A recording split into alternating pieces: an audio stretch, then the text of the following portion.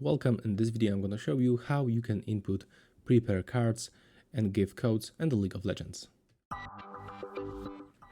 First of all, we have to open store, so click right here.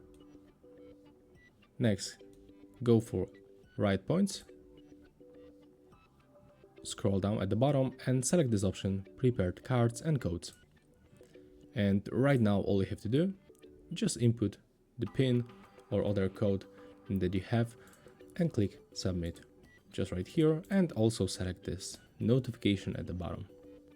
And after that, when you have the code, you will get the right points at the top, so you will find it right here.